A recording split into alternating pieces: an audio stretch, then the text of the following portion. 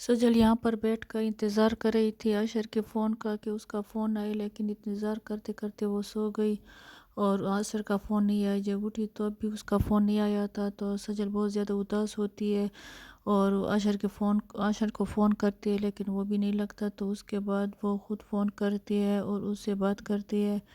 تو عاشر اس سے بات کرتا ہے اور کہتا ہے کہ تمہارے بغیر یہاں پر سب کچھ بہت ہی مشکل ہے، اور سجل کہتی ہے کہ میں خود بھی بہت زیادہ اداس، وہ خود بھی بہت زیادہ خفا ہوتی ہے، اداس ہوتی ہے۔ عاشر کے بغیر وہ بھی جانا چاہتی ہے، لیکن یہاں پر اس کا ویزا نہیں لگ رہا تھا، یہ بہت بڑی مشکل تھی اور وہ یہاں سے جا نہیں سکتی تھی۔ یہاں پر جو فرین تھی وہ اپنی ماں کو باتیں بتا رہی تھی کہ تم کسی بھی حالت میں سجل کو یہاں سے جانے نہ دو۔ تو وہ کہتی ہے میری تو قسمت ہی خراب ہے۔ تو جو فرین کی امی ہے وہ کہتی ہے کہ اگر تم پہلے میرے بات مان لیتی تو آج تمہیں یہ دن نہیں دیکھنا پڑتا، اور سجل تمہارے ہاتھ میں ہوتی، اس سے بنا کر رکھتی، اس کو اس طریقے سے نہیں رکھتی، اس کو کنٹرول کرتی، تو آج تمہیں یہ دن نہیں دیکھنا پڑتا۔ یہاں پر علیزے اور عمیر کھڑے ہیں اور باتیں کر رہے ہیں۔ تو علیزے اسے کہتی ہے کہ گھر والے مجھ پر شادی کا زور ڈال رہے ہیں، تو میں کیسے ان کو بتاؤں۔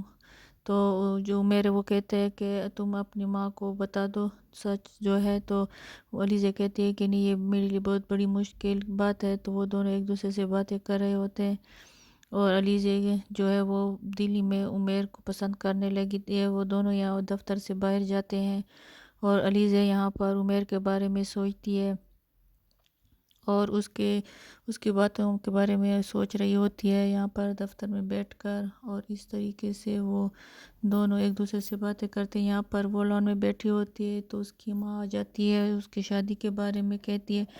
تو وہ کہتی ہے کہ ابھی میں شادی کے بارے میں میں سیریس نہیں ہوں، میں شادی نہیں کرنا چاہتی۔ تو اس کی ماں کہتی ہے کیوں نہیں کرنا چاہتی، اگر تمہیں کوئی پسند ہے تو وہ بھی بتا دو۔ تو وہ کہتی ہے کہ نہیں، مجھے ابھی شادی کرنی ہی نہیں ہے۔ تو ماں اس بات پر یہ دونوں بحث کر رہے ہوتے ہیں اور یہ باتیں کر رہے ہیں شادی کے بارے میں۔ اور یہاں پر جو فرین ہے وہ اپنی ماں کو ترتیبیں بتا رہی ہے، ترکیبیں کہ وہ کس طریقے سے سجل کو جانے سے روکے، اور اس کو سمجھا رہی تھی کہ میری مان لو، اس کو جانے مت دو۔ تو یہاں سمیر اسے کہتا ہے کہ تمہارا اس میں کیا فائدہ ہے، اگر وہ چلی جائے آج نہیں تو کل اسے تو جانا ہی پڑے گا اپنے شوہر کے پاس، تمہیں کیا کہ وہ جائے یا نہ جائے۔